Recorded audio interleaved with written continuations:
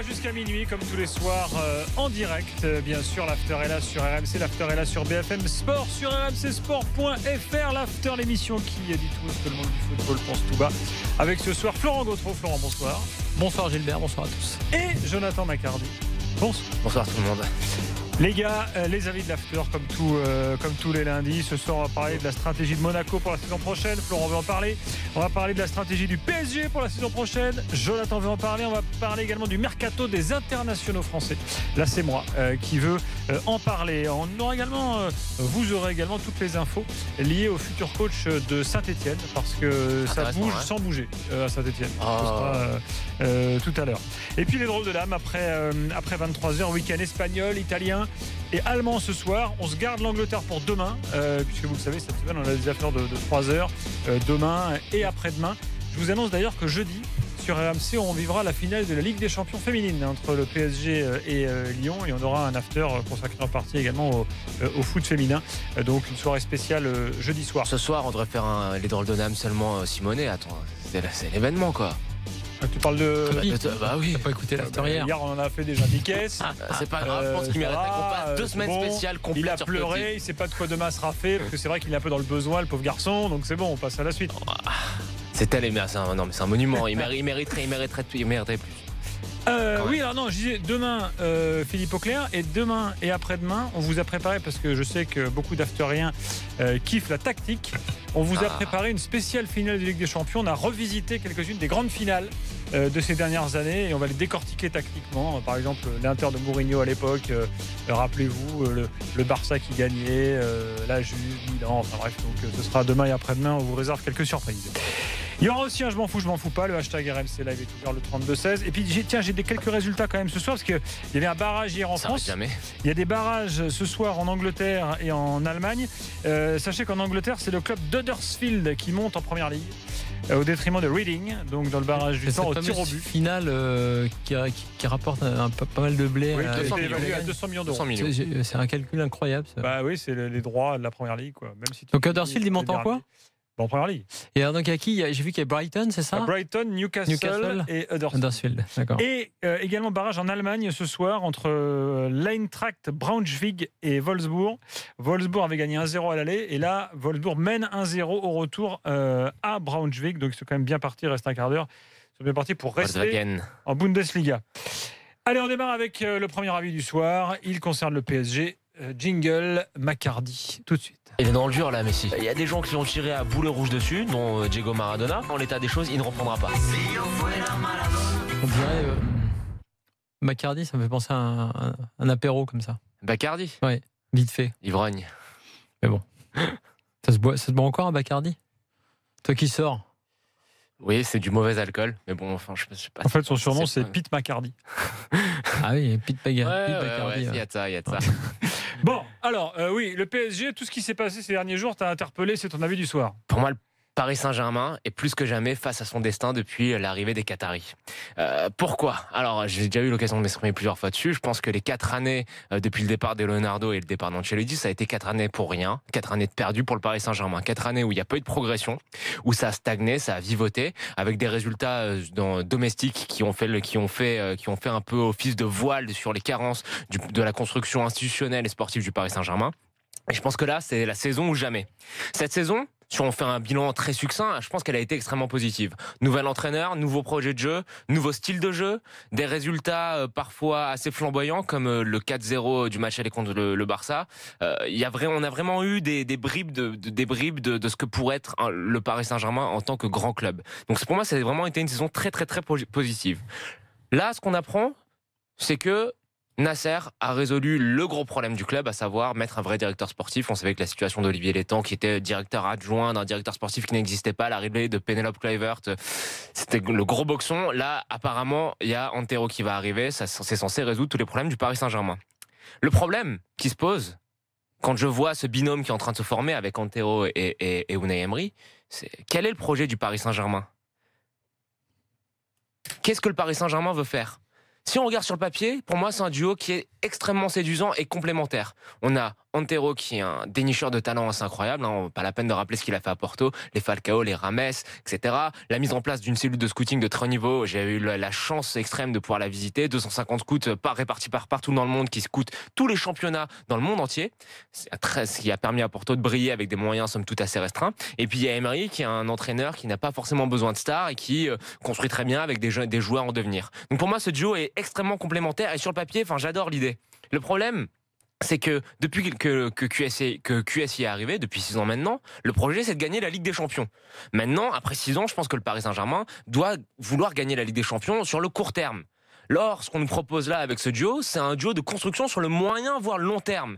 Un directeur sportif qui recrute des pépites, des joueurs en devenir, des joueurs en construction. Un entraîneur qui est un excellent technicien, sous-coté en France, mais qui ne s'accommode, à mon sens, pas forcément des gros caractères, des gros stars. Et alors voilà, ce que la vraie question, c'est pas un jugement sur la qualité du binôme qui est en train de se faire. Je préfère le préciser pour que ce soit bien clair pour les auditeurs. Je trouve ce binôme sur le extrêmement séduisant. En fait. Mais je trouve que par rapport aux ambitions du Paris Saint-Germain, c'est un duo qui pour moi n'a aucun sens. Ça n'a pas de sens de vouloir mettre en place ce genre de duo si ton but c'est de gagner la Ligue des Champions sur le court terme. Alors, 2 pistes de réflexion. La première, c'est est-ce que le Paris Saint-Germain a finalement compris que la Ligue des Champions, c'est un projet qui doit se construire vraiment avec des fondations solides, des fondations sur le long terme. On a vu, par exemple, Chelsea, le nombre d'années qu'ils sont mis à la gagner, les difficultés de Manchester City à briller dans cette compétition-là. Et la deuxième piste, pour clôturer, qui me semble être un peu, peut-être de la spéculation, mais j'aimerais avoir vos avis dessus, et l'avis des auditeurs aussi, c'est de savoir, est-ce que QSI ne serait pas en train de préparer sa sortie en prenant Antero, qui est un formidable dénicheur de talent, qui a permis à Porto de faire des plus-values massives, Falcao, Rames, Lucho González et compagnie. Est-ce que QSI le Paris Saint-Germain ne préparait-il pas l'après QSI?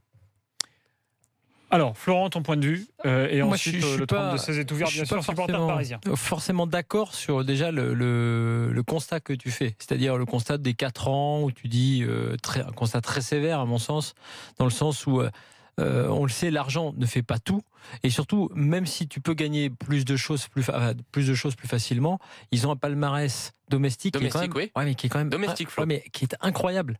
Mais c'était pas le projet de base. Non, si, dans le projet, tu commences pas par dire, même si tu dis que tu veux gagner la Ligue des Champions, tu dis pas il y a la Ligue des Champions, le reste on peut le gagner, mais on s'en fout. Attends, mais t'as senti une progression sur les 4 ans?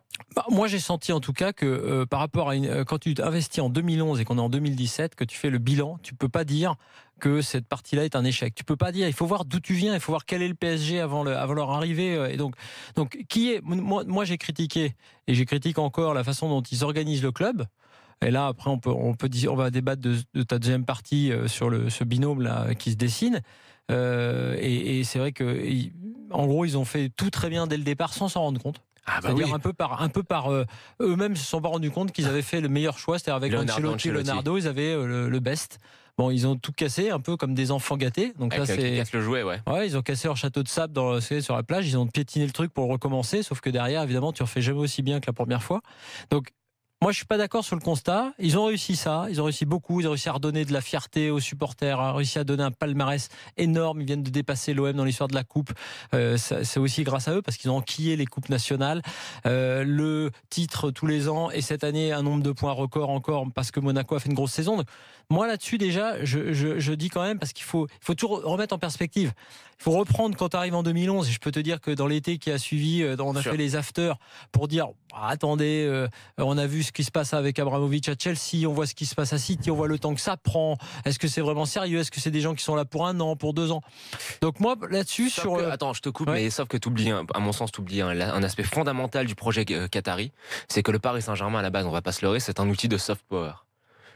Si QSI veut servir du PSG comme d'un outil de diplomatie douce, de diplomatie un peu cachée, briller sur la scène domestique ne suffit pas. Non, mais tu dois t'en servir pour briller sur la scène européenne. Là, on se rend pas compte de quelque chose quand même si on l'a toujours dit, ils sont pas légaux, loin de là. Et ça, c'est pas le problème des Qataris, c'est le problème de l'histoire et du temps qu'il faut pour ça. Et donc, ils sont pas légaux du Real, du Barça, etc. En revanche, Le PSG, depuis que les Qataris sont, y compris avec leur coup que moi j'ai dénoncé parce que sportivement ça m'intéressait pas, je pense à Beckham que j'adore par ailleurs pour d'autres raisons, et eux aussi d'ailleurs qu'ils adoraient pour d'autres raisons que le sportif, mais il n'empêche que en marketing entre guillemets, en notoriété, le PSG a gravi des marches. Et peut-être qu'évidemment pour les fans de foot, il n'a pas gravi les marches qui font du PSG, qui ferait du PSG un club dont tu dis ce club en Ligue des Champions, ce style de jeu, etc. Ça je suis d'accord. Mais en notoriété, ils ont gravi des marches. Après, sur le binôme, pour terminer sur ton débat, là c'est plus intéressant, effectivement, et là, on revient au vrai problème du Paris Saint-Germain et des dirigeants actuels. C'est-à-dire, qu'est-ce qu'ils veulent faire, où ils veulent aller. Est-ce qu'il faut continuer avec cette direction exécutive, c'est-à-dire avec Nasser El Khelaifi ? Parce que c'est ça la question, finalement. Parce qu'il a compris un truc. Il revient à l'idée d'un directeur sportif. Donc il fait un peu machine arrière, on va dire, avec le petit moment de folie où il s'est dit je vais peut-être pouvoir tout faire moi-même. Il joue à Football Manager. Toi, j'ai écouté le Moscato Show cet après-midi, j'étais pas du tout d'accord avec Vincent Moscato qui dit il n'y a pas besoin d'un directeur sportif, quand t'as le chéquier, t'appelles les mecs et puis tu les fais signer. Peut-être c'est comme ça dans le rugby. Non, mais malheureusement, non, c'est ce qui s'est. Oui, mais c'est ce qui s'est passé aussi avec Nasser El Khelaifi, avec quelques contrats. Il a raison, sur quelques gros coups comme Di Maria, t'as pas besoin d'avoir un dénicheur de talent. Tu sors le chéquier. Peut-être que si t'as un dénicheur de talent, je prends pas Di Maria. Ouais, mais sauf que là, effectivement, tu changes de. Enfin, tu reviens à une stratégie, à mon avis, intéressante, parce que nous, on a dénoncé le fait qu'il n'y avait plus de directeur sportif. Il y en a un. Moi, ce qui me gêne toujours, c'est plutôt la logique, la façon dont ça se construit.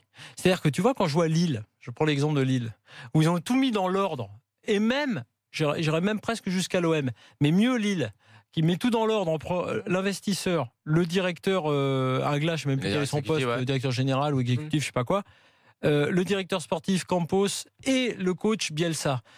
Et là, tu as un choix, on va dire, secondaire qui arrive, même si c'est un très bon avec Antero Henrique, mais qui n'était pas le choix prioritaire des dirigeants qataris, qui arrive derrière Emery un an après, parce qu'Emery, il est arrivé un peu par hasard.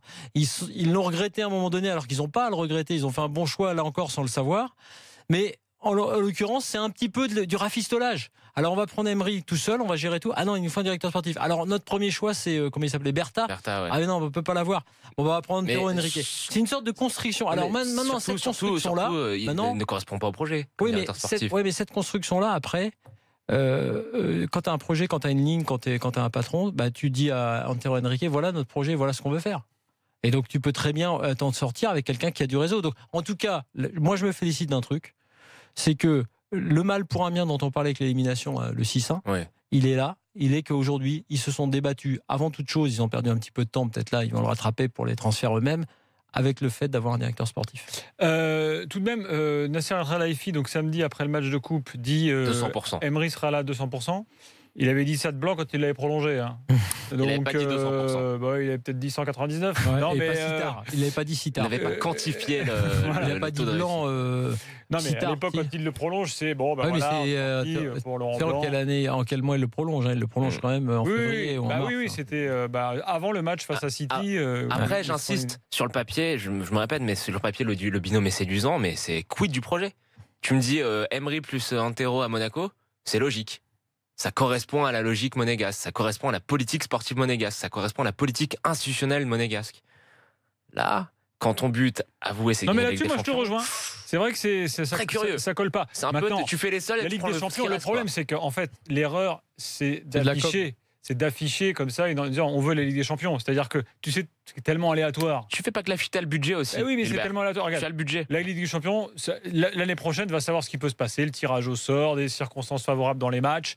Tu peux aller très loin en Ligue des Champions. Je te rappelle quand même que Chelsea, ils l'ont gagné avec un entraîneur qui avait rien fait, et qui a rien fait depuis, et qui, tu te dis jamais avec lui, vont la gagner. Et pourtant, c'est avec Di Matteo qu'ils l'ont gagné. Tu vois. Donc il y a un truc irrationnel en Ligue des Champions. Sauf que est-ce que l'erreur, c'est pas à la base d'afficher les ambitions comme ça qui sont un peu trop hautes? Bon. Il y avait quelques trucs comme ça de com dès le départ. Bon, c'est pas scandaleux de dire qu'un jour tu veux la Ligue des Champions. Oui, que c'est un rêve absolu, mais que bon, c'est compliqué. Mais je sais plus s'ils ont donné un nombre de, parce qu'il y en a là, tu vois, c'est pas, ils ont pas dit dans 3 ans on veut la Ligue des Champions non plus, mais il avait dit aussi on essaiera de trouver le nouveau Messi. Je me souviens, Nasser El Khelaifi. Donc oui, les premières réactions c'était ça.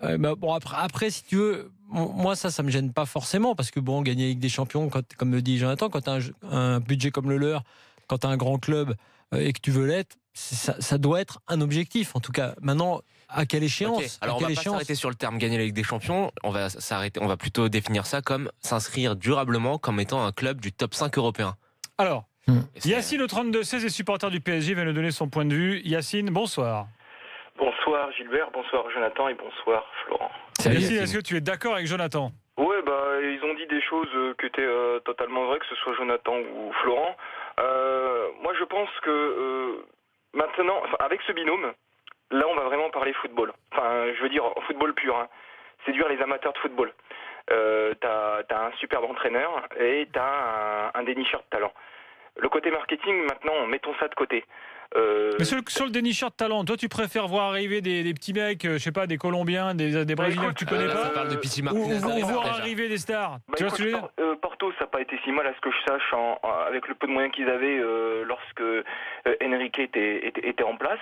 Par contre, il faut laisser les mecs bosser. Moi, je veux que ce duo-là, on va voir un peu ce que ça donne, mais je veux que ce duo-là bosse et que Nasser n'aille pas et leur laisser le temps, Yacine. Si tu veux instaurer ce duo, il faut leur laisser du temps. Exactement. Tu vois, par exemple, s'il y a des rumeurs comme quoi sur Pity Martinez de River Plate, très bon joueur, mais c'est pas un joueur qui est terminé. Est-ce que ça peut devenir un énorme joueur ? Évidemment. Mais il ne faut pas s'attendre à des miracles dans l'année. Je suis d'accord. Mais laissons les mecs travailler, ils savent ce qu'ils font. Mais que Nasser arrête de nous dire oui, faut mieux faire ça comme ça. Non. Tu connais rien au football. Il y a 6 ans, il savait même pas quelle forme avait le ballon. Donc on se calme. Laisse les mecs travailler, t'as un super binôme, va pas tout faire foirer comme t'as fait avec Leonardo. Moi, c'est juste ça le point négatif que j'ai. Deuxième point, je pense qu'il a dû quand même se mettre au travail, ce fameux directeur sportif. Il a des idées, faut le laisser aller en place. Maintenant, je vois déjà un peu dans la presse un peu ce serait bien que Paris recrute un peu en Ligue 1, faudrait qu'il recrute tel ou tel joueur, etc. Moi, j'ai toujours eu cette impression que le Nasser, il était trop sentimentaliste, trop dans l'affection, et moi, c'est vraiment ça, vraiment le gros frein du club. C'est vraiment Nasser Al-Khelaifi, les décisions qu'il peut prendre comme ça sur un coup de tête. Par exemple, ce qu'il va décider pour Aurier, parce qu'on ne sait pas, alors qu'Emery n'en veut pas, n'en veut plus en tout cas. Aurier, c'est un des chouchous de Nasser Al-Khelaifi. Oui, le Chicha Football Club, dehors. Le Rabiot, je le mettrais exactement dans le même lot, hein, le Rabiot, parce que c'est la limite. Hein. Donc le sentimentalisme. C'est peut-être un peu réducteur, le Chicha Football Club. Le sentimentalisme, il faut laisser les mecs bosser. Si Emery, par exemple, prend pas Ben Arfa, c'est qu'il a des raisons. Si par exemple Enrique veut tel ou tel profil de joueur, il faut le laisser faire. Voilà, c'est tout. Maintenant, il est temps pour Paris de gagner en notoriété sur la scène européenne. Donc laissons les mecs bosser. Voilà, ça donnera ce que ça donnera, mais moi je pense que ça peut être que positif quand t'as des mecs comme ça qui ont eu des résultats. Je me répète, mais si on leur laisse du temps. Exactement, le temps. Ah tiens, je vous livre quelques réactions sur le hashtag RMC Live là, parce que ça va plutôt dans le sens de Yacine. J'ai Yves Play qui nous dit à la différence de Porto, Paris pourra garder les talents qu'il déniche, un peu comme Verratti. Oui, mais Aurier, c'est pas un talent pour moi, mais bon, ça c'est autre chose. Oui, ça on a bien compris que tu voulais qu'il dégage. Il sert à rien, faut juste regarder le foot pour s'en apercevoir. Tout le monde sait faire un tout droit, hein. C'est pas compliqué. Mais il y a des joueurs qui, je pense, ont été voulus par Nasser, qui chouchoutent. Vous avez vu après la finale de la Coupe de France comment il prend les joueurs dans ses bras. Mais par exemple, un joueur comme Matuidi, on lui fait une belle aide d'honneur, merci beaucoup. Mais je pense que pareil pour Matuidi, il est temps que ça se termine. Peut-être que Emery n'en veut plus non plus. Après, je sais pas ce qu'il en est. Je sais pas. Je pense qu'il aime bien. Il a toujours aimé ce genre de profil, tu sais, mais pas forcément pouvoir jouer milieu de terrain. Mais dans son schéma, profil, il l'aurait fait signer, peut-être. Dans son schéma en 4-2-3-1, le mettre sur un côté, c'est pas forcément idiot. Il a déjà fait plusieurs fois à Séville avec ce genre de joueur. Et puis encore quelques réactions. Tiens, une Gringnaude qui lui dit: je souscris pas au désengagement pécuniaire de QSI. En revanche, si on nomme Antero, la politique sportive sera, c'est sûr, sur la durée, dit-il. Et puis, qu'est-ce que j'ai encore au niveau des titres nationaux? Me dit PSG Team, c'est correct. Et encore, les Qataris font moins bien que l'OL, dit-il. Donc, il faut voir la durée, hein, évidemment. Il faut voir sur quelle période, cher ami. Et puis, Ryan qui lui dit tout de même, le PSG sous QSI, c'est déjà 15 trophées remportés. Donc, c'est vrai que c'est. Ce que je disais, c'est. On peut pas. Ils n'ont rien foutu. Ils n'ont pas progressé dans la construction institutionnelle du club. Non, mais on peut pas banaliser les trophées pour une bonne raison. Tu regardes les deux finales de cette année, les deux finales de coupe.